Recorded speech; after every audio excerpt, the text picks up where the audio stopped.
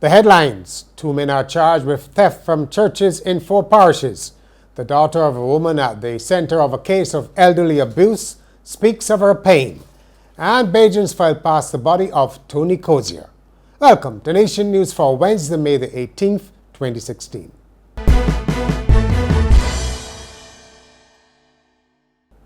Thanks so much for joining us. 2 men have been remanded to prison on the first of a number of charges that they stole from churches across the country over the period of more than a year. They are 28-year-old Jamal Shane Quinton of Gazette's Main Road, St. Michael, and 32-year-old Wayne Harold McCarthy of Seclusion Gardens, Black Rock.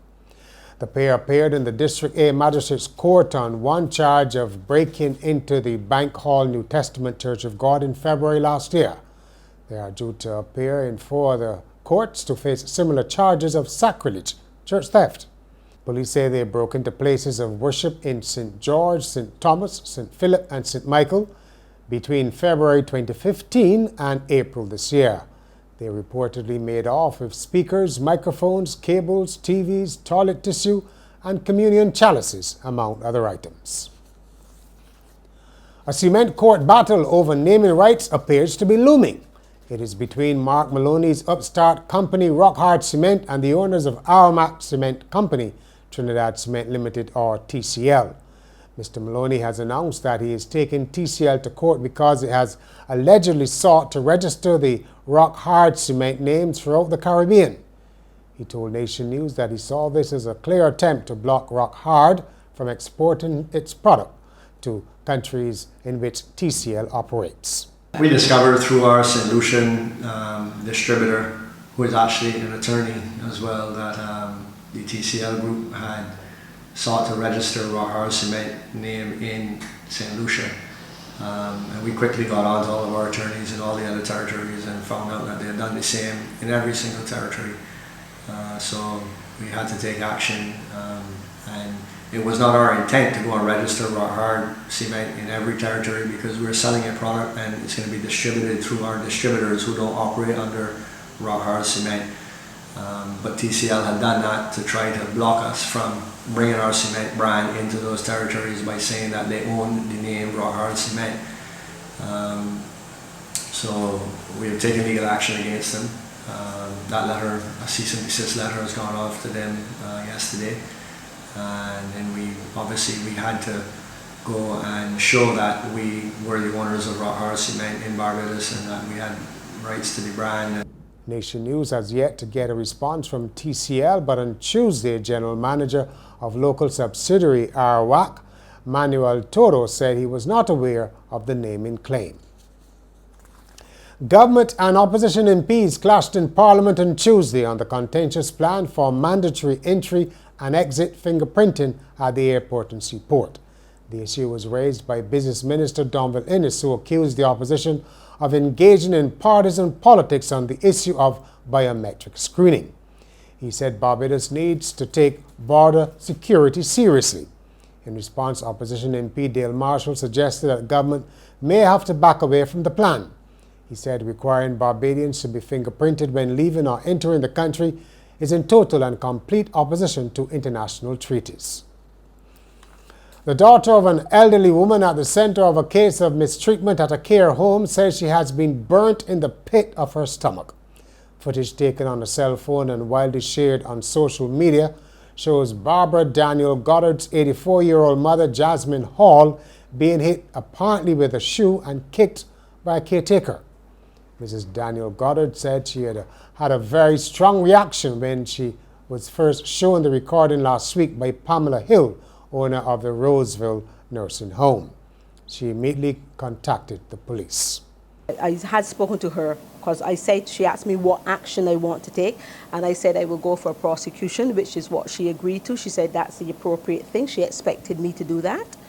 And I completed my statement, signed that statement, and then the police say that they will take it from there. They will be interviewing again, they will be seeing the homeowner, they will be seeing the nurses involved, that is the one who took the video, and the one who sat next to the girl who was actually doing the physical attacking of my mom. Mrs. Daniel Goddard said prior to the incident, there had been no reports surrounding her mother, who had been in the home for more than 3 years. She described her mother as a walker. I did inform the owner that Mom loves to walk away. But so they didn't understand what I mean when I say my mom. When Mom started to get better, they were like running behind her. They could not believe the things that she would do. The Barbados Association of Retired Persons has condemned the mistreatment of Jasmine Hall. In a statement, President Ed Bushell commended the authorities for the swift response and expressed hope that legislation to deal with such abuse would be passed in Parliament. We at the Barbados Association of Retired Persons note with great concern the incident of elder abuse that is presently being exhibited on social media. BARP categorically condemns in the strongest possible terms this apparent misbehavior and urge the authorities to take whatever action is now available to them to deal appropriately with this matter. We note the swift response of the Minister of Social Care and the leadership of the National Assistance Board to investigate this occurrence and commend them for their immediate reaction. We look forward to the speedy passage of appropriate legislation which would enable the relevant authorities the power to act in the best interest of the elderly.